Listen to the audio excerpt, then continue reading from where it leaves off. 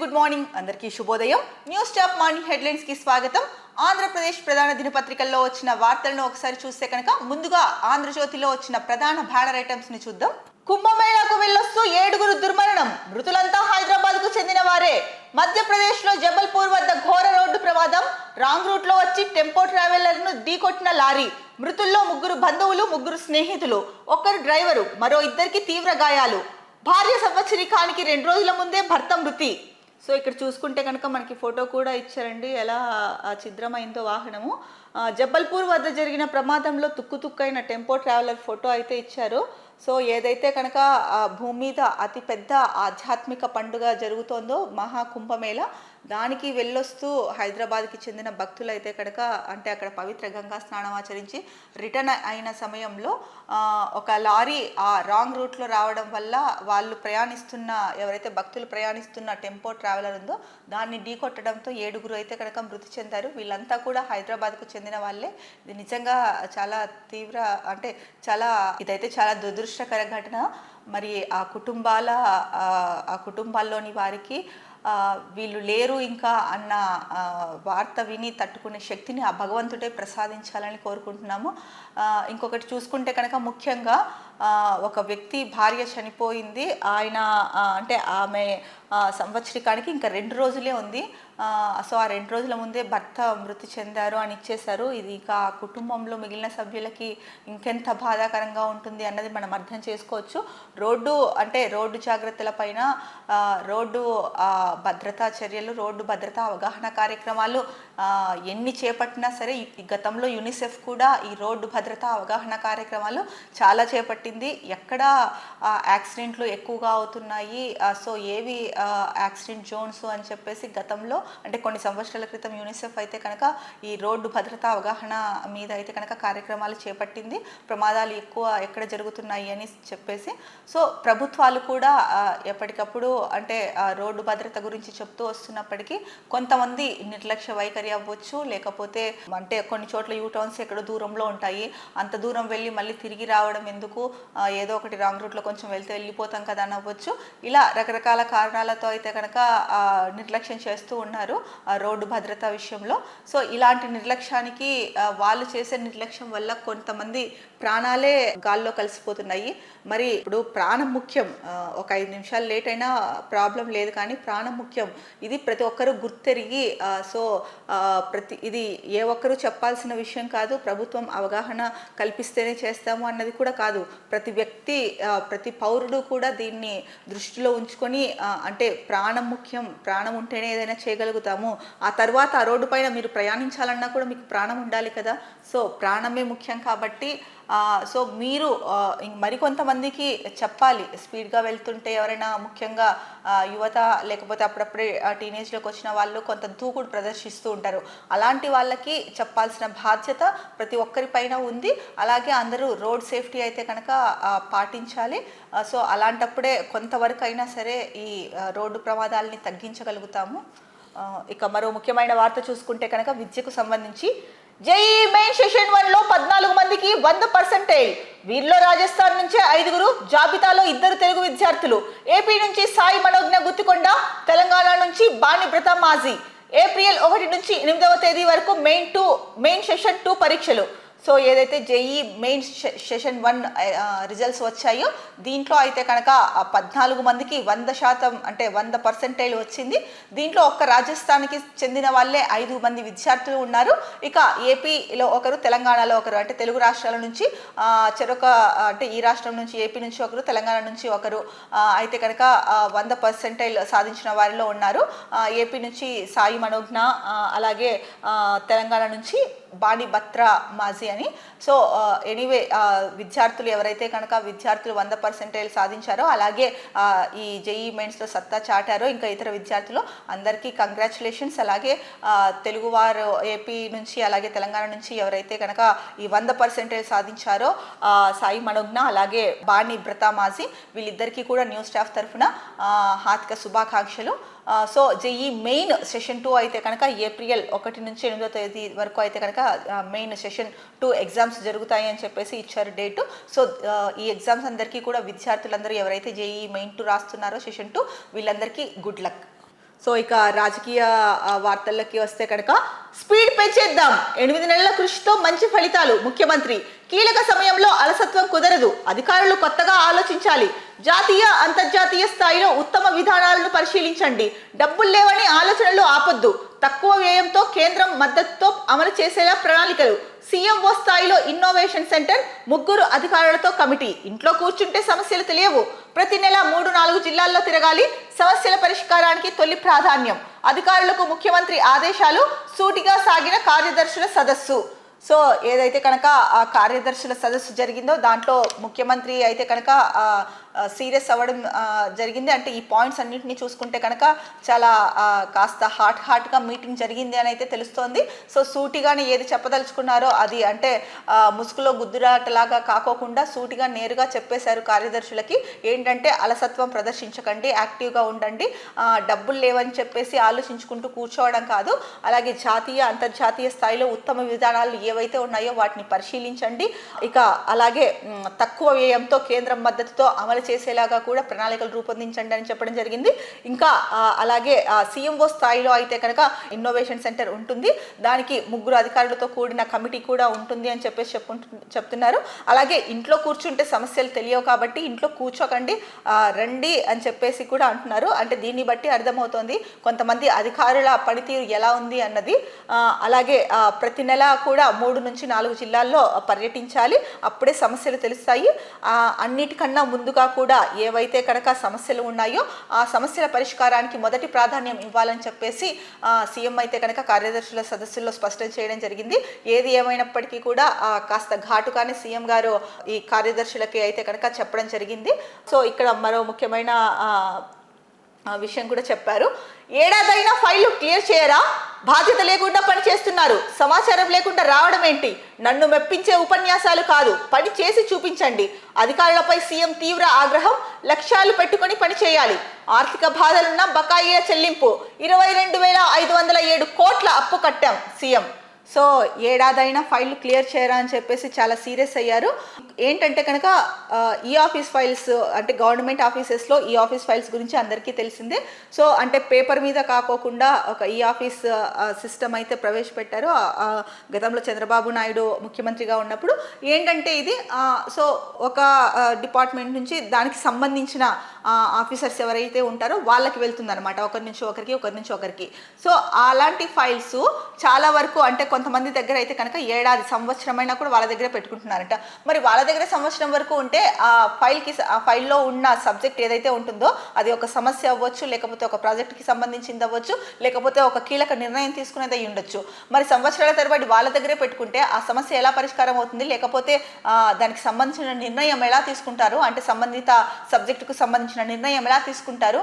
మరి ఇది ఏమాత్రం కరెక్ట్ కాదు. దీనికి సంబంధించి నిన్న కూడా ఈ ఆఫీస్ ఫైల్స్ గురించి వచ్చింది, పెండింగ్లో చాలా ఫైల్స్ అయితే కనుక ఉన్నాయి అని చెప్పేసి.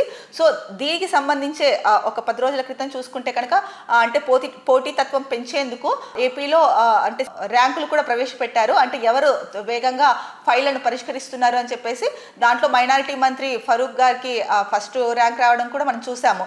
సో ఈ నేపథ్యంలో అంటే ఈ ఆఫీస్ ఫైల్స్ ఏవైతే ఫైళ్లు ఉన్నాయో వాటిని మాత్రం క్లియర్ చేయకుండా అంటే అంతా చెప్తున్నప్పటికీ కూడా సీఎం అప్పటి నుంచి చెప్తున్నప్పటికీ కూడా ఇంకా ఫైళ్లు పెండింగ్లోనే పెట్టుకొని వాటిని క్లియర్ చేయకోకుండా ఉంటున్నారు. అంటే దాని అర్థం ఏంటి? సీఎం అంటే భయం లేదా, లేకపోతే ఏం చేస్తారులే చెప్పినన్ని రోజులు చెప్తారు ఆ తర్వాత వదిలేస్తారు అనా, లేకపోతే ఏంటి? ప్రజల సమస్యలు పట్టించుకోవడం కోసమే కదా, ప్రజా సమస్యల మీద ప్రజల కోసం పనిచేయడం కోసమే కదా మీరు ఉన్నది అధికారంలో. మీకు అంటే మీకున్న ఉద్యోగాలు అవ్వచ్చు, మీకు కీలక అంటే సీఎంఓలో అవ్వచ్చు, లేకపోతే వివిధ ప్రభుత్వ డిపార్ట్మెంట్లలో అవ్వచ్చు, మీరు ఎందుకు ఉంటున్నది ఈ ప్రజా సమస్యల గురించి, అలాగే రాష్ట్రం గురించి ఆలోచించి నిర్ణయాలు తీసుకోవడం కోసమే కదా. అలాంటప్పుడు మీరు ఇంత నిర్లక్ష్యంగా వ్యవహరించడం ఏమాత్రం తగదు. దీన్ని ఒకసారి అధికారులందరూ దృష్టిలో పెట్టుకొని, ఎవరైతే ఈ ఫైళ్ల విషయంలో డిలే చేస్తున్నారో వాళ్ళు దృష్టిలో పెట్టుకొని ముందుకు సాగాల్సిన అవసరం అయితే ఎంతైనా ఉంది. అలాగే ముఖ్యంగా చాలా ఘాటుగా స్పందించారు చంద్రబాబు. అధికారులపైన అయితే కనుక సీరియస్ అయ్యారనేసి మరోసారి స్పష్టంగా తెలుస్తోంది. అంటే ఎంతసేపు నన్ను మెప్పించే ఉపన్యాసాలు చెప్పకండి, సమాచారం లేకుండా మీటింగ్లకి ఎందుకు వస్తున్నారు అని చెప్పి కూడా వాళ్ళని వారించడం జరిగింది. ఇక బాధ్యత లేకుండా పని చేస్తున్నారు అని చెప్పేసి కూడా తనలో ఉన్న ఆక్రోశాన్ని అయితే కనుక వెళ్ళగక్కారు సీఎం. ఇక ఇంకొకటి చూసుకుంటే కనుక ఏదైనా సరే ఒక లక్ష్యం ముందు పెట్టుకొని ఆ లక్ష్యం ప్రకారం పని చేసుకుంటూ వెళ్ళాలి అని చెప్పారు. ఆర్థిక బాధలున్నా సరే మనకి బకాయిలు అయితే చెల్లించాం కదా, దాదాపు 22,507 కోట్ల బకాయిలు అప్పు అయితే తీర్చామని చెప్పేసి సీఎం చెప్పారు. ఏది ఏమైనప్పటికీ కూడా అధికారుల నిర్లక్ష్యం అయితే కనుక కొట్టొచ్చినట్లు కనిపిస్తోంది. ఇది ఇక్కడ నేను చెప్తున్న మాట కాదు, సీఎం చంద్రబాబు నాయుడు వ్యాఖ్యల్ని బట్టే మనకు తెలుస్తోంది, ప్రతి ఒక్కరికి తెలుస్తోంది. సీఎం గారే అధికారుల పైన తీవ్ర ఆగ్రహం వ్యక్తం చేశారంటే కనుక వాళ్ళ అంటే కొంతమంది అధికారుల పనితీరు ఏ విధంగా ఉంది అన్నది మనం అర్థం చేసుకోవచ్చు. సో ఇప్పటికైనా సరే సో ఆంధ్రప్రదేశ్ మిగతా రాష్ట్రాలు వేరు, ఆంధ్రప్రదేశ్ వేరు. దీన్ని దృష్టిలో పెట్టుకొని ఉన్నతాధికారులు ఎవరైతే ఉన్నారో వాళ్ళు సమర్థవంతంగా పని చేయాల్సిన అవసరం ఎంతైనా ఉంది. ఒక్కటి ఆలోచించుకోండి, ఎవరైనా సరే మనం శాలరీ తీసుకుంటున్నాము అంటే కనుక ఆ శాలరీ తగ్గట్టు పని చేస్తున్నామా లేదా అన్న ఒక్క విషయాన్ని గుర్తుపెట్టుకోండి. ఆ అంశంతో అది గుర్తుపెట్టుకొని మీకు అప్పగించిన పనులు ఏవైతే ఉన్నాయో అది మీ పనిగా కాకుండా మన పని, ఇది నాది అని ఓన్ చేసుకొని చేస్తే అప్పుడే ముందుకు వెళ్ళగలుగుతారు. మీరంతా పెద్ద పెద్ద ఉద్యోగస్తులు, మీకు చెప్పాల్సిన అవసరం కూడా లేదు, మీరే ఇంకొకరికి చెప్పే స్థాయిలో ఉన్నవారు. మరి ఎందుకు అలసత్వం ప్రదర్శిస్తున్నారు అన్నది మీకే తెలుసు, అంటే ఎవరైతే అలసత్వం ప్రదర్శిస్తున్నారో వాళ్ళు. సో దీనిపైన ఏంటంటే కనుక కొంతమంది అధికారులు చేసే దానివల్ల మొత్తం ప్రభుత్వానికే చెడ్డ పేరు వస్తుంది, ప్రజల్లో ప్రభుత్వం విశ్వాసం కోల్పోయే అవకాశం కూడా ఉంది. సో ఏది ఏమైనప్పటికీ కూడా అధికారులు ఇవన్నిటిని దృష్టిలో పెట్టుకొని మీకు అప్పగించిన బాధ్యతలను అయితే నిర్వహించే బాధ్యత మీదే కంప్లీట్గా. మరో ముఖ్యమైన వార్త చూసుకుంటే ఇది ఇంటర్నేషనల్ వార్త. అమెరికాలో ట్రంప్ వచ్చే మార్కెట్ పోయే, ప్రపంచవ్యాప్తంగా పలు దేశాల మార్కెట్లు షేక్, బేర్మంటున్న భారత స్టాక్ మార్కెట్. ట్రంప్ అమెరికా అధ్యక్షుడైనప్పటి నుంచి మదుపర్లకు 23 లక్షల కోట్ల నష్టం, రోజుకు సగటున 1,00,000 కోట్లకు పైగా లాస్, గత 5 రోజుల్లో 17 లక్షల కోట్లు ఆవిరి.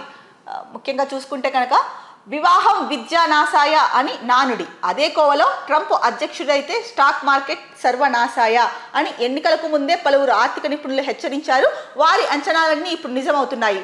శ్వేత సౌధంలో అడుగుపెట్టిన రోజు నుంచి ట్రంప్ జారీ చేస్తున్న ఉత్తర్వులు, తీసుకుంటున్న నిర్ణయాలు, విధిస్తున్న సుంకాల దెబ్బకు ప్రపంచవ్యాప్తంగా స్టాక్ మార్కెట్లు అల్లాడిపోతున్నాయి. మరీ ముఖ్యంగా మన BSE సెన్సెక్స్ నిఫ్టీ 50 కుదేలై ఈక్విటీ ఇన్వెస్టర్లు 5 రోజుల్లో 16.97 లక్షల కోట్లు నష్టపోయారు. 22 రోజుల్లో 23 లక్షల కోట్లు ఆవిరైపోయాయి. సో మనము అనుకుంటూనే ఉన్నాము, ట్రంప్ తీసుకుంటున్న నిర్ణయాలు అయితే ప్రపంచాన్ని భయాందోళనకి గురి చేస్తున్నాయి, కలవర పెడుతున్నాయి. ఎప్పుడు ఏ నిర్ణయం తీసుకుంటాడో, ఎవరి మీద ఎఫెక్ట్ పడుతుందో అని చెప్పేసి మనం ప్రతిరోజు చెప్పుకుంటున్నాము. ఈ నేపథ్యంలో స్టాక్ మార్కెట్ల పైన అయితే కనుక చాలా పెద్ద దెబ్బే తగిలింది. ట్రంప్ తీసుకున్న నిర్ణయాల వల్ల స్టాక్ మార్కెట్ అయితే కనుక కుదేలైపోయింది అని చెప్పేసి ప్రధానంగా మెయిన్ ఫస్ట్ పేజ్లోనే న్యూస్ ఇవ్వడం జరిగింది. సో ఇది అంటే ఎవరు తినింది లేదు, పెట్టింది లేదు. 22 రోజుల్లో 23 లక్షల కోట్ల రూపాయలు ఆవిరైపోయాయి అంటే కనుక సో ట్రంప్ ఒకసారి ఎంతసేపు తన దేశం బాగుండాలి అనే కాకుండా ప్రపంచ దేశాలు కూడా బాగుండాలి అని చెప్పేసి తన మూర్ఖత్వపు నిర్ణయాలకి దూరంగా ఉంటే మంచిది అని చెప్పేసి ప్రజలు చాలామంది ఆగ్రహం వ్యక్తం చేస్తున్నారు. ఎందుకంటే తీసుకుంటున్న నిర్ణయాల వల్ల చాలామంది ఇక్కడ జనాలే కాదు, చాలా దేశాలు, ఆ దేశాల్లోని ప్రజలు ఇబ్బందులు ఎదుర్కోవాల్సి వస్తుంది. ట్రంప్ ఏదైనా నిర్ణయం తీసుకునేటప్పుడు అందరినీ దృష్టిలో పెట్టుకొని మీ దేశం బాగుండాలి, కరెక్టే, ఎవరి దేశం వాళ్ళు బాగుండాలని ఫస్ట్ ప్రయారిటీ ఇచ్చుకుంటారు. సో అది అంతవరకు కరెక్టే, కానీ దానికి మించి మీరు నిర్ణయాలు తీసుకుంటున్నారు అని చెప్పేసి ప్రజలైతే భావిస్తున్నారు. సో మీరు తీసుకుంటున్న నిర్ణయాల వల్ల స్టాక్ మార్కెట్లు కూడా కుదేలైపోయి లక్షల కోట్లలో నష్టం వాటిల్లుతోంది. ఇప్పటికైనా మీరు కొంచెం మీ ఆలోచనలు అయితేనేమి, నిర్ణయాలు అయితేనేమి వీటిపైన కొంత దృష్టి సారించి ప్రపంచ ఆర్థిక వ్యవస్థ కుదేలవ్వకుండా చూడాల్సిన బాధ్యత మీ పైన ఖచ్చితంగా ఉంది. ఎందుకంటే మీరు తీసుకుంటున్న నిర్ణయాల వల్ల ఇంత నష్టం వాటిల్లుతున్నప్పుడు మరి ప్రపంచ ఆర్థిక వ్యవస్థ కుదేలవడంలో కూడా మీ నిర్ణయాలు అయితే కనుక కీలక పాత్ర పోషిస్తాయనేసి చాలామంది అభిప్రాయపడుతున్నారు. ఏది ఏమైనప్పటికీ ట్రంప్ తీసుకుంటున్న నిర్ణయాల వల్ల ప్రపంచ ఆర్థిక వ్యవస్థ ఎక్కడ కుదేలైపోతుందో అని చెప్పేసి ఆర్థిక నిపుణుల్లో అయితే కనుక ఒక సందేహం మొదలైంది. మరి దీన్ని ట్రంప్ ఎలా దీన్ని చూసి అయినా కూడా రియలైజ్ అయ్యి తన నిర్ణయాలు మార్చుకుంటాడా, లేకపోతే తన దుందుడుకు స్వభావంతో అలాగే ముందుకెళ్తాడా అన్నదైతే కనుక చూడాలి. మరి ఇది ఇలాగే కొనసాగితే కనుక ప్రపంచ దేశాల మీద చాలా ఎఫెక్ట్ పడే అవకాశం ఉంది. దీనిపైన ప్రపంచ దేశాలన్నీ కూడా కలిసికట్టుగా మాట్లాడాల్సిన అవసరం ఎంతైనా ఉంది. మరో ముఖ్యమైన వార్త చూసుకుంటే నెయ్యి కల్తీలో ఇంటి దొంగలు, టీటీడీలోని కొందరి సహకారంతోనే అక్రమాలు, నెయ్యి టెండర్ల నిబంధనలు బహు కఠినం, అయినా తప్పుడు డాక్యుమెంట్లతో ఏఆర్కు అర్హత, సరైన పత్రాలు లేవని బోలేబాబాలో టీటీడీ తనిఖీలు, అక్రమాలు బయటపడిన ఏఆర్లో సోదాలేవి. 2019 నుంచే నెయ్యి సరఫరాలో అక్రమాలు, భక్తుల ఫిర్యాదులు పట్టించుకొని నాటి పాలక వర్గం. ఈ కేసులు నిందితులు సూత్రధారుల, పాత్రధారుల. ఇంతకు ఆ నెయ్యి తయారైంది ఎక్కడ? సిట్ శోధన. సో ఏదైతే తిరుపతి దేవస్థానం లడ్డు ప్రసాదాలలో ఉపయోగించే నెయ్యి కల్తీ జరిగిందో ఆ అంశం పైన న్యూస్ వస్తుంది మనకి ప్రతిరోజు. అంటే ఈ వార్త ఎంత సంచలనం రేకెత్తించిందో మనందరికీ తెలిసిందే. సో దీనిపైన సిట్ ఏర్పాటు చేశారు. సిట్ పరిశోధిస్తున్న దాంట్లో అయితే కనుక చాలా విషయాలు వెలుగులోకి వస్తున్నాయి. అంటే పేరు ఒకటిది, నెయ్యి తయారు చేస్తున్నది ఒకరు అన్న అంశం వెలుగులోకి వచ్చింది ఒకటైతే కనుక ఇప్పుడు ఏకంగా నెయ్యి కల్తీలో ఇంటి దొంగలే ఉన్నారు. అంటే అక్కడ వర్క్ చేసే, అంటే దేవస్థానంలో వర్క్ చేసే కొంతమందే దీనికి సంబంధించి అంటే టీటీడీలోని కొందరి సహకారంతోనే ఈ అక్రమాలు జరుగుతున్నాయి అని చెప్పేసి ఒక అనుమానం అయితే వ్యక్తమవుతోంది. అలాగే నెయ్యి టెండర్లు అయితే కనుక చాలా కఠినంగా ఉంటాయి. ఎందుకంటే కనుక చాలా ప్రాసెస్ ఉంటుంది. అందుకని ఆ టెండర్లు కూడా అంత కఠినంగా పెడతారు. అయినా సరే తప్పుడు డాక్యుమెంట్లతో ఏఆర్ కంపెనీ అయితే కనుక టెండర్ దక్కించుకోవడానికి అర్హత పొందింది. మరి సరైన పత్రాలు లేని బోలేబాబా ఏదైతే ఉందో ఆ కంపెనీ దాంట్లో టీటీడీ తనిఖీలు చేసింది. అక్రమాలు బయటపడినా కూడా ఏఆర్లో అయితే మాత్రం సోదాలు ఏవి అని అంటున్నారు. అంటే సోదాలు చేయలేదు, అందుకనేసి సోదాలు ఏవి అని చెప్పేసి ఇచ్చారు. అలాగే 2019 నుంచే నెయ్యి సరఫరాలో అయితే కనుక అక్రమాలు జరుగుతున్నాయి, భక్తులు ఫిర్యాదులు చేసినా కూడా పట్టించుకోవట్లేదు అని చెప్పేసి, అంటే అప్పుడు గతంలో ఎవరైతే పాలకవర్గం ఉందో టీటీడీలో వాళ్ళు పట్టించుకోలేదు, భక్తులు ఫిర్యాదు చేసినా అని చెప్పేసి ఇచ్చారు. అయితే ఈ కేసు నిందితులు సూత్రధారులు అయి ఉంటారా, పాత్రధారులు అయి ఉంటారా అని చెప్పేసి, అంటే వాళ్ళే సూత్రధారులా ఈ నెయ్యి కల్తీ జరగడానికి, లేకపోతే వాళ్ళే పాత్రధారులా అన్నది కూడా ఒక అనుమానం అయితే వ్యక్తం చేస్తున్నారు. అసలు ఇంతకీ ఆ నెయ్యి ఎక్కడ తయారైంది అన్నదానిపైన అయితే కనుక ముఖ్యంగా సిట్ పరిశోధన చేస్తోంది. త్వరలోనే అన్ని విషయాలు వెలుగులోకి వచ్చే అవకాశం అయితే ఉంది. ఎందుకంటే దేవదేవుడైన శ్రీ వెంకటేశ్వర స్వామికి సంబంధించిన ప్రసాదంలోనే, లడ్డు ప్రసాదంలోనే నెయ్యి కల్తీలో అంటే వాడకూడని పదార్థాలు వాడారు అని చెప్పేసి న్యూస్ వచ్చినప్పటి నుంచి అప్పట్లో అయితే కనుక దోషం పోగొట్టుకోవడానికి కూడా చాలా పూజలు చేశారు, దీక్షలు తీసుకున్న వాళ్ళు దీక్షలు కూడా తీసుకున్నారు. మరి ఆ దేవదేవుడే దీనికి కూడా ఒక మంచి పరిష్కారం అయితే చూపిస్తారు. ఎవరు అసలైన సూత్రధారులో వాళ్ళనే శిక్షిస్తారు. సో ఏదైనా సరే, అంటే చాలామందికి ఇప్పుడు ఈ జనరేషన్లో చాలామందికి చేసే తప్పులు చేస్తున్నారు. మళ్ళీ దేవుడి దగ్గరికి వెళ్ళి దండాలు పెట్టుకోవడము, దేవుడికే ఒక రకంగా చెప్పాలంటే కనుక ఈ కోరిక తీరిస్తే నేను ఇంత హుండీలో వేస్తా, లేదా ఇది చేస్తా అది చేస్తా అని చెప్పేసి దేవుడికి కూడా ఆఫర్లు ఇచ్చే ఇది వెళ్ళిపోయిందనమాట. అంటే అక్కడ దాకా వెళ్ళిపోయారు. అసలు కొంతమంది మంచి భావంతో చేస్తారు. అంటే సో మంచి, అంటే నేను ఈ ఎగ్జామ్ పాస్ అయితే కనుక నేను తిరుమల కొండకు నడుచుకుంటూ వస్తా, ఇలా మంచి ఉద్దేశంతో చేసే వాళ్ళు ఉంటారు. అంటే పంట బాగా రావాలి, సో పంట బాగా వస్తే కనుక నేను ఇది చెల్లిస్తా స్వామిని. కానీ చాలామంది ఎవరైతే కనుక అక్రమంగా సంపాదిస్తున్నారో వాళ్ళు, అలాంటి వాళ్ళే ఎక్కువ డొనేషన్లు, లేదంటే కనుక అంటే అందరూ అని కాదు, అట్లాంటి వాళ్ళే ఎక్కువగా భయపడి సో హుండీల్లో డబ్బులు వేయడాలు ఇలాంటివన్నీ కూడా మనం చూస్తున్నాం. ఇట్లాంటి వార్తలు కూడా వచ్చాయి.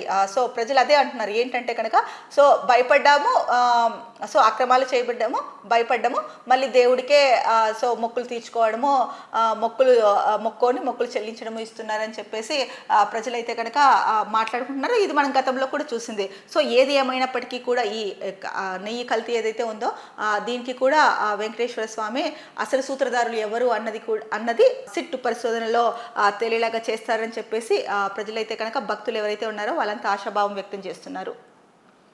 ఇక మరో ముఖ్యమైన వార్త, పౌల్ట్రీపై పిడుగు. గోదావరి జిల్లాలను వణికిస్తున్న బర్డ్ ఫ్లూ. ఉమ్మడి జిల్లాల్లో 350కి పైగా పౌల్ట్రీలు, వాటిలో 3 కోట్ల కోళ్ల పెంపకం, రోజుకు 2.40 కోట్ల గుడ్ల ఉత్పత్తి. ఇన్ఫెక్షన్ జోన్లోని ఫారాలు మూసివేత, చికెన్ గుడ్ల అమ్మకాలు నిలిపివేత. బర్డ్ ఫ్లూ భయంతో తెలంగాణ అప్రమత్తం, ఏపీ నుంచి వచ్చే కోళ్ల వాహనాలు వెనక్కి. సో ఏదైతే కనుక అంటే బర్డ్ ఫ్లూ మళ్ళీ వచ్చేసింది. ముఖ్యంగా ఆంధ్రప్రదేశ్లోని గోదావరి జిల్లాలో ఈ బర్డ్ ఫ్లూ అయితే కనుక అధిక సంఖ్యలో, అంటే ఎక్కువ ఎఫెక్ట్ చూపిస్తోంది. ముఖ్యంగా గోదావరి జిల్లాల్లో అయితే కనుక ఈ బర్డ్ ఫ్లూ ఒక రకంగా చెప్పాలంటే గోదావరి జిల్లాలని వణికిస్తోందనే చెప్పొచ్చు. ఎందుకంటే ఉమ్మడి జిల్లాల్లో, అంటే ఆ 2 జిల్లాల్లో, తూర్పుగోదావరి పశ్చిమ గోదావరి జిల్లాలో దాదాపు 350కి పైగా పౌల్ట్రీలు ఉన్నాయి. వాటిలో 3 కోట్ల కోళ్ళ కోళ్ళు అయితే కనుక పెంచుతున్నారు. రోజుకి 2.40 కోట్ల గుడ్ల ఉత్పత్తి అయితే కనుక జరుగుతోంది. సో మరి ఈ నేపథ్యంలో ఈ బర్డ్ ఫ్లూ సోకడం వల్ల కోళ్ళు అయితే కనుక చనిపోవడం జరిగింది. మరి దీనికి సంబంధించి ఇన్ఫెక్షన్ జోన్లోని ఫారాలు ఏవైతే ఉన్నాయో కోళ్ళ ఫారాలు వాటిని మూసివేయడం జరిగింది. నిన్న దీనికి సంబంధించి తూర్పుగోదావరి జిల్లా కలెక్టర్ అయితే కనుక అత్యవసర సమావేశం ఏర్పాటు చేసి తీసుకోవాల్సిన చర్యలపైన అయితే కనుక అధికారులతో మాట్లాడి చర్యలు అయితే కనుక చేపట్టారు వెంటనే హుటాహుటిన. సో ఏదైతే దానికి చర్యలు తీసుకున్న అనంతరం ఈ చికెన్ గుడ్ల అమ్మకాలు అయితే కనుక నిలిపివేశారు. అలాగే ముఖ్యంగా ఏదైతే ఏపీ నుంచి తెలంగాణకి కోళ్ళని పంపిస్తారో సో ఆ వెహికల్స్ని తెలంగాణలోకి అనుమతించడానికి కూడా తెలంగాణ రాష్ట్ర ప్రభుత్వం అయితే కనుక అప్రమత్తమైంది. అంటే అనుమతించట్లేదు. అంటే బర్డ్ ఫ్లూ ఏ రాష్ట్ర ఏపీ అనే కాదు, బర్డ్ ఫ్లూ ఎక్కడైతే ఉందో సో ఆ రాష్ట్రాల నుంచి వచ్చే వాహనాలని అయితే కనుక వెనక్కి పంపిస్తున్నారు అని చెప్పేసి ఇందాక మనం చూసుకున్న వేరే పత్రికల్లో వార్తా కథనాల్లో అయితే చూసుకున్నాము. ఎందుకంటే కనుక అది మరి అక్కడి నుంచి అక్కడికి పాకి అలా అంతా వ్యాపించే కంటే కూడా అక్కడి నుంచి అక్కడికి ఆపేయడమే మంచిది కదా అన్నది దాంట్లో ఉద్దేశము. సో మొత్తానికి పౌల్ట్రీ ఎవరైతే పౌల్ట్రీస్ మెయింటైన్ చేస్తున్నారో వాళ్ళకైతే కనుక నిజంగా ఇది చాలా పెద్ద పిడుగు అనే చెప్పాలి. చాలా అంటే వాళ్ళ నష్టం మరి ఇప్పట్లో పూడుతుందో లేదో కూడా తెలియదు. అంత నష్టం వాటిల్లుతోంది అని అయితే కనుక ఖచ్చితంగా చెప్పొచ్చు. సో ఈ నేపథ్యంలో ఎవరైతే కనుక అంటే సామాన్య ప్రజలు ఉన్నారో వీళ్ళు అంటే కొంచెం చికెన్ తినడం తగ్గిస్తే మంచిదని కూడా నిన్న కలెక్టర్ అయితే కనుక అంటే కలెక్టర్ మీటింగ్లో అయితే కనుక చెప్పారు విషయము. సో దీన్ని దృష్టిలో పెట్టుకొని ప్రజలు కూడా అప్రమత్తంగా ఉండాల్సిన అవసరం ఎంతైనా ఉంది. ఇప్పుడు ఆంధ్రజ్యోతిలో వచ్చిన న్యూస్ ఐటమ్స్ అయితే కనుక చూసుకున్నాము. ఇక మరో ప్రధాన వార్తాపత్రిక దిశ చూసుకుంటే కనుక దిశలో ప్రధాన వార్త ఏఐతో ఉద్యోగాలు పోవు, నైపుణ్యాలు పెంచుకొని సవాళ్లను అధిగమించాలి, ఏఐని ప్రజాస్వామీకరించాలి, ప్రజా కేంద్రకంగా అభివృద్ధి చేయాలి, అభివృద్ధికి నియంత్రణకు అన్ని దేశాల భాగస్వామ్యం అవసరం, భారత్ డిజిటల్ కామర్స్ను ప్రజాస్వామీకరించి అందరికీ అందుబాటులోకి తెచ్చాం, ప్యారిస్లోని ఏఐ యాక్షన్ సదస్సులో ప్రధాని నరేంద్ర మోడీ. సో ఏదైతే నిన్న ప్యారిస్లో జరిగిన ఏఐ సదస్సు ఉందో దానికి మోడీ వెళ్ళడం జరిగింది. అక్కడ మోడీ మాట్లాడుతూ నైపుణ్యాలు పెంచుకొని మనకు ఎదురవుతున్న సవాళ్ళను అయితే కనుక అధిగమించాలి అని చెప్పారు. అలాగే ఏఐని ప్రజాస్వామీకరించాలి అంటే అందరికీ అందుబాటులోకి తీసుకురావాలి, ప్రజా కేంద్రకంగా అభివృద్ధి చేయాలని చెప్పారు. మరొక ముఖ్యమైన విషయం కూడా చెప్పారు, అభివృద్ధికి నియంత్రణకు అన్ని దేశాల భాగస్వామ్యం అవసరం. అంతే కదండి, ఇప్పుడు ఏదైనా అభివృద్ధి చేయాలన్నా దాన్ని నియంత్రణ చేయాలన్నా కూడా అన్ని దేశాల భాగస్వామ్యం ఉంటేనే అది మరింత సులువు అవుతుంది, అందరికీ అందుబాటులో కూడా ఉంటుంది. మరో ముఖ్యమైన పాయింట్ కూడా చెప్పారు, భారత్లో డిజిటల్ కామర్స్ను ప్రజాస్వామీకరించి అందరికీ అందుబాటులోకి తీసుకొచ్చామన్న పాయింట్ అయితే చెప్పారు. ఈ నేపథ్యంలో ఏదైతే ప్యారిస్లో అయితే కనుక మోడీ మాట్లాడారో, ముఖ్యంగా ప్యారిస్లో యాక్షన్ ఏఐ సదస్సులో అక్కడ కీలక వ్యాఖ్యలు అయితే అంటే ఏఐ గురించి అయితే కనుక ఈ విషయాలన్నీ చెప్పడం జరిగింది. ముఖ్యంగా ఏఐతో ఉద్యోగాలు పోతాయని ఏదైతే కనుక ఒక నమ్మకం ఉందో, ఏఐతో ఉద్యోగాలు పోవు, ఏఐతో ఇంకా కొత్త ఉద్యోగాలు పుట్టుకొస్తాయి అని చెప్పేసి మోడీ అయితే కనుక స్పష్టం చేశారు. సో ఐటీ ఉద్యోగుల్లో అయితే కనుక ఈ భయం ఇంకా ఎక్కువ నెలకొని ఉంది. ఎందుకంటే మనకి గత కొన్నేళ్లుగా చూసుకుంటే కనుక టెక్నాలజీ పెరిగే కొద్దీ ముఖ్యంగా ఏఐ ChatGPT ఇవన్నీ ఏవైతే వచ్చాయో ఇవి వచ్చిన తర్వాత సో మనిషి చేసే పని ఇవి గంటల్లోనే చేసేస్తాయి కాబట్టి ఉద్యోగాల కోత అయితే ఉంటుంది అని చెప్పేసి అప్పట్లో వార్తా కథనాలు వచ్చాయి. దీంతో ముఖ్యంగా ఎవరైతే టెక్నాలజీ రంగాల్లో వర్క్ చేస్తున్నారో, సాఫ్ట్వేర్లు అవ్వచ్చు, ఇతరతర టెక్నాలజీస్కి సంబంధించి ఆ ఫీల్డ్లో వర్క్లు చేస్తున్నారో వాళ్ళైతే కనుక భయాందోళనకి గురయ్యారు. సో ఇప్పుడు మోడీ చెప్తున్న మాటల్ని చూసుకుంటే కనుక కొంత సో ఎవరైతే ఈ ఐటీ ఉద్యోగులు మిగతా ఉద్యోగులు ఉన్నారో వీళ్ళల్లో అయితే కనుక కొంత ఆశ అయితే కనుక మొలకెత్తుతుంది. అంటే ఉద్యోగాలకి ఎటువంటి హాని ఉండదు అని చెప్పేసి వాళ్ళలో ఒక ఆశ అయితే కనుక మొదలవుతుంది అని అయితే కనుక చెప్పొచ్చు. ఎందుకంటే ఏఐతో ఉద్యోగాలు పోవు, ఇంకా కొత్త ఉద్యోగాలు పుట్టుకొస్తాయని చెప్పేసి చాలా క్లియర్గా చెప్తున్నారు మోడీ అయితే. ఇంకొక ముఖ్యమైన వార్త చూసుకుంటే కనుక పేదల స్థలం అమ్మినా కొన్నా రద్దు, కూటమి ప్రభుత్వం సంచలన నిర్ణయం, అనర్హులను గుర్తించాలని ఇప్పటికే కలెక్టర్లకు ఆదేశాలు, 15 రోజుల్లోగా ఈ పని పూర్తి చేయాలని ఉత్తర్వులు. సో ఏదైతే పేదల స్థలం ఉంటుందో ఆ పేదల స్థలాన్ని అమ్మినా కొన్నా దాన్ని అయితే కనుక రద్దు చేసేస్తామని చెప్పేసి కూటమి ప్రభుత్వం అయితే సంచలన నిర్ణయం తీసుకుంది. సో అనర్హులు ఎవరైతే ఉన్నారో వారిని గుర్తించాలనేసి ఇప్పటికే కలెక్టర్లకు ఆదేశాలు అయితే జారీ చేశారు. దీనికి సంబంధించి 15 రోజుల్లో పూర్తి నివేదిక ఇవ్వాలని కూడా ఉత్తర్వు జారీ చేశారు. సో ఎవరైతే ఉన్నారో వీళ్ళు ఈ విషయాన్ని అయితే కనుక దృష్టిలో పెట్టుకోండి.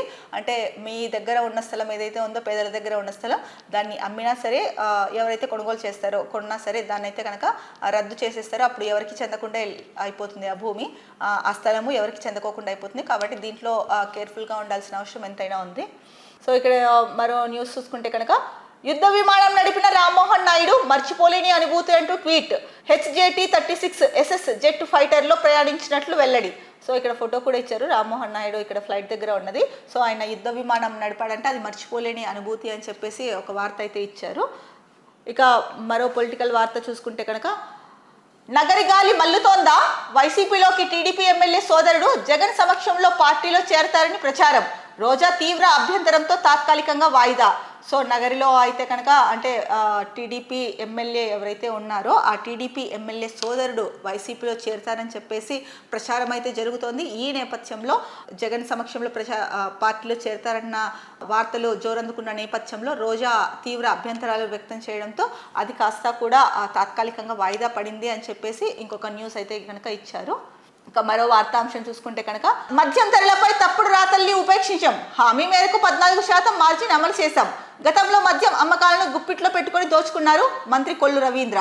సో ఏదైతే మద్యం ధరలపైన తప్పుడు రాతలు రాస్తున్నారో వాళ్ళని ఉపేక్షించబోము అని చెప్పేసి మంత్రి కొల్లు రవీంద్ర స్పష్టం చేశారు. ఏదైతే చెప్పిన ప్రకారమే 14% మార్జిన్ పెంచాం, కానీ దీంట్లో కొత్తగా మేము చేసింది ఏమీ లేదు.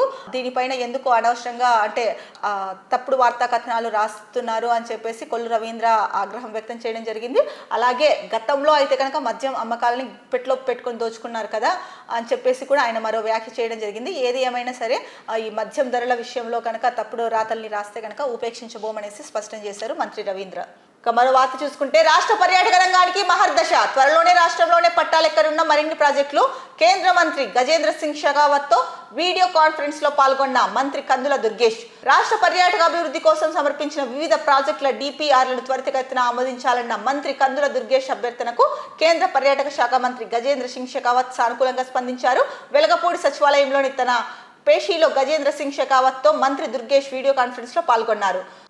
సో ఏదైతే కేంద్ర మంత్రి గజేంద్ర సింగ్ దీనికి పర్యాటక రంగ అభివృద్ధికి సంబంధించి ఏపీ ప్రభుత్వం పంపించిందో DPRలని వీటిని త్వరితగతిన ఆమోదించాలని ఏపీ ప్రభుత్వం అంటే సంబంధిత శాఖ మంత్రి కోరారు, ముఖ్యంగా కందుల దుర్గేష్. మంత్రి కూడా అంటే కేంద్ర మంత్రి కూడా దీనిపైన సానుకూలంగా స్పందించారు. ఇది కనుక త్వరితగతిన అయితే కనుక నిజంగానే రాష్ట్రంలో పర్యాటక రంగ అభివృద్ధి అయితే కనుక వేగవంతంగా జరుగుతుందని చెప్పొచ్చు. మరో వార్తా అంశం చూసుకుంటే కనుక అనుమానాలు వద్దు, నేను రాజకీయ రంగానికి శాశ్వతంగా దూరం, నా జీవితం పూర్తిగా కళారంగానికి అంకితం తేల్చి చెప్పిన మెగాస్టార్ చిరంజీవి. అయితే చిరంజీవి గారు అయితే కనుక ఈ మధ్య కాలంలో ఇటీవల కాలంలో కొంతమంది పెద్దల్ని కలుస్తుంటే కొంతమందిలో మళ్ళీ చిరంజీవి రాజకీయాల్లోకి వస్తాడా అన్న అనుమానం నెలకొన్న నేపథ్యంలో చిరంజీవి ఈ వ్యాఖ్యలు చేయడం జరిగింది. సో నేను రాజకీయాలకి ఇంకా జీవితాంతం దూరంగా ఉంటున్నాను, నా మొత్తం అంటే జీవితం ఇంకా కళారంగం వైపే ఉంటుంది, నా లక్ష్యాలు ఏవైతే ఉన్నాయో అవి నా తమ్ముడు పవన్ చూసుకుంటాడు, తను నెరవేరుస్తాడు అని చెప్పేసి చెప్పడం జరిగింది. సో నేను పెద్దల్ని కలుస్తున్నానని చెప్పేసి కొంతమందిలో ఈ అనుమానాలు అయితే ఉన్నాయి, నేను మళ్ళీ రాజకీయాల్లోకి వస్తానని చెప్పేసి, కానీ నేను రాజకీయాల్లోకి రావడం లేదు, జీవితాంతం రాజకీయాలకి దూరంగా ఉంటానని అయితే కనుక క్లారిటీ ఇచ్చారు. తేల్చి ఒక మాటలో చెప్పాలంటే తేల్చి చెప్పేశారు, నేను రాజకీయాలకి దూరంగా ఉంటున్నాను అని చెప్పేసి. ఇక మరో న్యూస్ చూసుకుంటే తనకు ఎస్ఐ కుటుంబానికి స్నేహితుల అండ. ఇటీవలే ఆత్మహత్యకు పాల్పడిన ఎస్ఐ ఆయన కుటుంబానికి 45.68 లక్షల ఆర్థిక సాయం అందించిన బ్యాచ్మెట్లు. పోలీసుల ఐక్యతను ప్రశంసిస్తున్న బంధువులు. సో ఇటీవల మనం చూసుకున్నాము, తనకు ఎస్ఐ ఎవరైతే ఉన్నారో ఆయన సూసైడ్ చేసుకున్నారు. సో ఆయన కుటుంబానికి స్నేహితులు అండగా ఉంటూ ఆయన పోలీస్ బ్యాచ్మేట్స్ ఎవరైతే ఉంటారో వాళ్ళందరూ కలిపి అమౌంట్ జమ చేసి 45.68 లక్షల కోట్లు అయితే కనుక చెక్కు రూపంలో ఆ కుటుంబానికి అందించడం జరిగింది. దీనిపైన అంటే పోలీసుల ఐక్యతను చాటి చెప్తున్నారు అని చెప్పేసి వాళ్ళ బంధువులు అయితే కనుక అంటే ఈ పోలీసుల ఐక్యతను అయితే కనుక ప్రశంసిస్తున్నారు అని చెప్పేసి వార్త ఇచ్చారు. ఇక మరో వార్తాపత్రిక చూసుకుంటే మరో వార్తాపత్రిక సాక్షిలో వచ్చిన ప్రధాన బ్యానర్ ఐటమ్స్ని చూసుకుంటే పోలీసులకు మా ఆదేశాలంటే గౌరవం లేదు. మేము అడిగినప్పుడే సీసీటీవీ ఫుటేజ్ ఎలా మాయమైపోతుంది? మిస్టీరియస్గా కనిపించకుండా పోతోందని హైకోర్టు ఆగ్రహం. పోలీసులు చెబుతున్న కారణాలు నమ్మశక్యంగా లేవు. ఫుటేజ్లు మాయమైపోతుంటే ఐజీ, ఎస్పీలు ఏం చేస్తున్నట్లు? సర్క్యూట్ కాలిపోయిందన్న సౌత్రిక నివేదికపై అనుమానాలు. ఆ నివేదికలోని సంతకాలు, సీలులో తేడాలున్నాయి. కాలిపోయిన సీసీటీవీని మేమే స్వయంగా పరిశీలిస్తాము. కోతుల వల్ల ఫుటేజీ కాలిపోయిందంటే నమ్మాలా? ఆ పరికరాలను తమ ముందుంచాలని పల్నాడు ఎస్పీకి ఆదేశం. ఎస్హెచ్ఓపై చర్యలు సంతృప్తికరంగా లేవన్న ధర్మాసనం. అన్ని పోలీస్ స్టేషన్ల నుంచి నివేదికలు తెప్పించుకోవాలని ఎస్పీలకు ఆదేశాలు ఇస్తాం. విచారణ 18కి వాయిదా. అయితే కోర్టు హైకోర్టు ధర్మాసనం అయితే కనుక ఈ వ్యాఖ్యలు చేసింది. అంటే ఎప్పుడు సీసీటీవీ ఫుటేజ్ అడిగినా కూడా హైకోర్టు సో కాలిపోయిందని చెప్పడమో, మాయమైపోయిందని చెప్పడమో ఇలా చెప్తున్నారు. దీనివల్ల ఇది మిస్టీరియస్గా మారుతోంది. అంటే అడిగిన ప్రతిసారి కూడా సీసీటీవీ ఫుటేజ్ అడిగిన ప్రతిసారి కూడా ఎలా మాయమైపోతుంది? సో కోతుల వల్ల ఫుటేజ్ కాలిపోయిందంటే మేము నమ్మాలా? సో ఆ పరికరాలని మా ముందుంచండి అని చెప్పేసి పల్నాడు ఎస్పీకి అయితే కనుక ఆదేశాలు జారీ చేశారు. అలాగే ఎస్హెచ్ఓపై చర్యలు అయితే కనుక అంత సంతృప్తికరంగా లేవని చెప్పేసి ధర్మాసనం పేర్కొంది. ఇక సో మేమే ఏదైతే కాలిపోయిన సీసీటీవీ ఫుటేజ్ ఉందని మీరు చెప్తున్నారో దాన్ని మేమే స్వయంగా పరిశీలిస్తామని చెప్పి కూడా హైకోర్టు ధర్మాసనం అయితే కనుక చెప్పింది. అంటే పోలీసులకు మా ఆదేశాలంటే లెక్క లేదా, గౌరవం లేదా అని చెప్పేసి హైకోర్టు అయితే కనుక సో తీవ్ర ఆగ్రహం వ్యక్తం చేసింది. సో మరో ముఖ్యమైన వార్త చూసుకుంటే కనుక పరిశ్రమలు మూతపడుతున్నాయి. మంత్రులు, కార్యదర్శుల సమావేశంలో ముఖ్యమంత్రి చంద్రబాబు వ్యాఖ్య. రాష్ట్రంలో పారిశ్రామిక వృద్ధి -2.94% ఉంది. మిగతా అన్ని రాష్ట్రాల్లో పారిశ్రామిక వృద్ధి సానుకూలమే. కేంద్ర పథకాల అనుసంధానంతో బడ్జెట్ రూపొందించాలి. అర్జీల్లో 60.7% పరిష్కారం. ఏప్రిల్లో గ్రామాల్లో అధికారుల బస. సో ఏదైతే నిన్న కార్యదర్శుల సదస్సు జరిగింది అనుకున్నాం కదండి, దాంట్లో సో మనం ఇందాకటి న్యూస్ పేపర్స్లో చూసుకుంటే కనుక సో సీఎం అయితే అధికారులపైన ఆగ్రహం వ్యక్తం చేశారు. ఎందుకంటే ఫైళ్లు పెండింగ్ పెట్టుకోవడం అవ్వచ్చు, లేకపోతే మీరు కొత్త విధానాల్ని ఆలోచించడం లేదు అని ఒకటి. ఇంకొకటి ఏంటంటే కనుక ఇంట్లో కూర్చుంటే సమస్యలు పరిష్కారం అవ్వవు, అలాగే ఆ డబ్బులు లేవు కదా అనేసి ఆలోచించడం మానేయొద్దు అని చెప్పేసి కొంతమంది అధికారులపైన అయితే కనుక అంటే ఆగ్రహం వ్యక్తం చేసిన సంగతి మనం ఇందాకటి న్యూస్ పేపర్లో చూసుకున్నాము. దానికి సంబంధించి అక్కడ ఇవ్వని కొన్ని పాయింట్స్ని ఇక్కడ ఈ సాక్షి పత్రికలో అయితే ఇచ్చారు. మంత్రులు, కార్యదర్శుల సమావేశంలో ముఖ్యమంత్రి ఈ వ్యాఖ్య చేశాడు అని చెప్పేసి, అంటే పరిశ్రమలు మూతపడుతున్నాయి అని చెప్పేసి చెప్పాడు చంద్రబాబు నాయుడు అని చెప్పేసి ఇచ్చారు ప్రధానంగా. అలాగే పారిశ్రామిక వృద్ధి, రాష్ట్రంలో పారిశ్రామిక వృద్ధి అయితే కనుక -2.94గా ఉంది. అలాగే మిగతా అన్ని రాష్ట్రాల్లో కూడా పారిశ్రామిక వృద్ధి సానుకూలంగా ఉంది. ఒక ఏపీలో మాత్రమే ఇలాగా ఉంది అని చెప్పేసి అంటున్నారు. అలాగే కేంద్ర పథకాల అనుసంధానంతో బడ్జెట్ను రూపొందించాలి. అర్జీల్లో ఏవైతే కనుక ప్రజల నుంచి కానీ వివిధ సమస్యలపైన అర్జీలు వచ్చి ఉంటాయి కదా, ఆ అర్జీల్లో 60.7% మాత్రమే పరిష్కారం అవుతున్నాయి. మరి మిగతా అర్జీలు ఏదైతే 60.7% అన్నారు, అలాంటప్పుడు ఇంకా 29.3% అర్జీలు ఉంటాయి కదా, మరి వాటి సంగతి ఏంటి అని చెప్పేసి అంటే ఇంత తక్కువనే ఎందుకు అర్జీలు సాల్వ్ అవుతున్నాయి, మిగతా వాటిపైన కూడా ఎందుకు ఫోకస్ పెట్టలేదు అన్నది ఇక్కడ ప్రధానంగా మనకి ఈ వార్తాంశాన్ని బట్టి తెలుస్తోంది. అలాగే ఏప్రిల్లో అయితే కనుక అధికారులు గ్రామాల్లో బస చేయాల్సి ఉంటుంది అని చెప్పేసి కూడా చంద్రబాబు నాయుడు చెప్పారనేసి ప్రధాన వార్తా ఐటంగా ఇచ్చారు. ఇక మరో న్యూస్ చూసుకుంటే కనుక కిరణ్పై కేసు ఏది? బాధితురాలి ఫిర్యాదును పట్టించుకొని పోలీసులు అన్ని ఆధారాలు సమర్పించిన బాధితురాలికి న్యాయం జరగని వైరం. పైగా ఉల్టా కేసుతో బాధితురాలి అరెస్టు. మనకు తెలిసిందే, ఒక 4-5 రోజుల నుంచి చూసుకుంటే కనుక జనసేన తిరుపతి ఇన్ఛార్జ్ ఎవరైతే ఉన్నారో కిరణ్ రాయల్, అతనిపై లక్ష్మి అనే మహిళ ఆయన పైన ఆరోపణలు చేసింది. అలాగే దానికి సంబంధించిన ఆధారాలు కూడా చూపించింది. అంటే పవన్ కళ్యాణ్ నా వెనుక ఉన్నాడు అని చెప్తూ బెదిరించి 1 కోటికి పైగా డబ్బులు తీసుకున్నాడు, అలాగే బంగారు తీసుకున్నారు, బెదిరించారు అని చెప్పేసి ఆవిడ చెప్పారు. సో దాన్ని ఆవిడ బయట మీడియా ముందు పెట్టారు. సో ఇప్పుడు నేను ఆర్థిక ఇబ్బందుల్లో పడ్డాను, సో నేను సూసైడ్ చేసుకుంటా అని చెప్పేసి ఒక వీడియో అయితే కనుక రిలీజ్ చేశారు. సో ఈ నేపథ్యంలో ఏదైతే ఈ కిరణ్ రాయల్ ఉన్నారో ఈ కిరణ్ రాయల్ పైన కేసు కూడా అంటే బాధితురాలు ఫిర్యాదు చేశారు ఈ కిరణ్ రాయల్ పైన. సో బాధితురాలి ఫిర్యాదులు పట్టించుకోలేదు పోలీసులు అని చెప్పేసి ముఖ్యంగా సాక్షి పేపర్లో అయితే ఇచ్చారు. పట్టించుకోకపోగా ఉల్టాలో బాధితురాలనే అరెస్ట్ చేశారు అని చెప్పేసి కూడా ఇచ్చారు. సో బాధితురాలకి న్యాయం జరగలేదు, ఇదెక్కడి వైనం అని చెప్తున్నారు. ఇక్కడ చూసుకుంటే కిరణ్ రాయల్ ఏమన్నారు, 10 సంవత్సరాల క్రితం జరిగిపోయిన దాన్ని ఇప్పుడు ఎందుకు సాక్షి చెప్తోంది అని అన్నారు. మరి ఆ తర్వాత చూసుకుంటే కనుక కిరణ్ రాయల్ ఎవరైతే లక్ష్మి గారు ఉన్నారో వాళ్ళ ఇంటికి వెళ్ళిన సీసీ ఫుటేజ్ అది బయటకు వచ్చిన తర్వాత సో వాళ్ళ ఇంటికి వెళ్ళడం రావడం ఇదంతా కూడా ఆ సీసీ క్యామ్స్లో రికార్డ్ అయింది. మరి దానిపైన అయితే కనుక స్పందించలేదు అతను. ఇక్కడ కూడా ఫోటో ఇచ్చారు. చూసుకుంటే ఇక్కడ కూడా అంటే కొంచెం బాధితురాలు లక్ష్మితో జనసేన నేత కిరణ్ రాయల్ ఫైల్ ఫోటో అని ఇచ్చారు. ఇక్కడ కూడా వీళ్ళిద్దరిని చూస్తే కనుక నార్మల్గా ఇద్దరు చాలా కలిసిమెలిసి ఉన్నట్టే కనిపిస్తోంది. మరి ఇలాంటప్పుడు కిరణ్ రాయల్ పైన ఎందుకు పోలీసులు చర్యలు తీసుకోలేదు? బాధితురాలు ఎవరైతే ఫిర్యాదు చేశారో ఆవిడ మీదనే ఉల్టాగా కేసు పెట్టి అరెస్ట్ చేయడం ఏంటి అని చెప్పేసి సాక్షులు ప్రధానంగా ఇచ్చారు. ఇంకొక వైపు జనసేన అధ్యక్షుడు పవన్ కళ్యాణ్ కూడా కాన్ఫ్లిక్టరీ కమిటీ కింద ఈ కిరణ్ రాయల్ మీద అయితే కనుక విచారణ జరపండి, అంతవరకు పార్టీ కార్యక్రమాలకు దూరంగా ఉంచండి అని అయితే చెప్పడం జరిగింది. మరి పోలీసులు ఎందుకు ఇలా వ్యవహరిస్తున్నారు అన్నదైతే కనుక చాలా మందికి ఇప్పుడు అర్థం కాని ప్రశ్న ప్రజల్లో. బాధితురాలు అన్ని ఆధారాలతో సహా చూపించి చెప్పినా కూడా ఆవిడ ఫిర్యాదుని పట్టించుకోకుండా కిరణ్ రాయల్ పైన యాక్షన్ తీసుకోకుండా పైపెచ్చు బాధితురాలని అరెస్ట్ చేయడం ఏంటి అని చెప్పేసి ప్రజలైతే చర్చించుకుంటున్నారు. మరో ప్రధాన వార్తాపత్రిక చూస్తే కనుక ఈనాడులో సో మనం ఈ న్యూస్ చూసాము. దసరాల పరిష్కారానికి 6 నెలలు ఏడాదా అంటే సమీక్ష కార్యదర్శుల సదస్సు జరిగింది కదా, దానికి సంబంధించి. అలాగే ఏఐతో ఉద్యోగాలు పోవని ప్రధాని మోడీ ఏదైతే చెప్పారో అది కూడా మనం చూసుకున్నాము. అలాగే జేఈలో తగ్గిన తెలుగు హవా ఏదైతే జేఈఈ సెషన్ 1 ఫలితాలు రిలీజ్ అయ్యాయో దాంట్లో 14 మందికి 100% పర్సెంటైల్ వచ్చింది. ఆ 100% పర్సెంటైల్లో రాజస్థాన్కి చెందిన మంది, ఆ 14 మందిలో రాజస్థాన్కి చెందిన వాళ్ళే 5 మంది ఉన్నారు. సో ఏపీలో ఒకరు, తెలంగాణలో ఒకరు, అంటే 2 తెలుగు రాష్ట్రాలకు సంబంధించి ఇద్దరు మాత్రమే ఇద్దరు మాత్రమే ఈ 100% సాధించారు అని చెప్పేసి అన్ని న్యూస్ పేపర్స్లో ఇచ్చారు. సో ఇదే అంశాన్ని ఈనాడులో కూడా ఇచ్చారు. కాకపోతే సో తగ్గిన తెలుగు హవా, జేఈలో తగ్గిన తెలుగు హవా అని చెప్పేసి ఇచ్చారు. అంటే దేశవ్యాప్తంగా 14 మందికి 100% వస్తే కనుక దాంట్లో తెలుగువారు ఇద్దరే ఉన్నారు అని చెప్పేసి ఇచ్చారు. సో మనం అంటే దీనికి సంబంధించి ఇద్దరు 100%లో ఉన్న అంశాన్ని అయితే మనం ఇంతవరకు చర్చించుకున్నాము. ఇది ఆంధ్రప్రదేశ్కు సంబంధించిన ప్రధాన వార్తా దినపత్రికల్లో వచ్చిన ముఖ్యమైన వార్తలు. రేపటి న్యూస్ టాప్ మార్నింగ్ హెడ్లైన్స్లో మళ్ళీ కలుద్దాం. అంతవరకు సెలవు. నమస్కారం. Be happy, stay strong, stay healthy.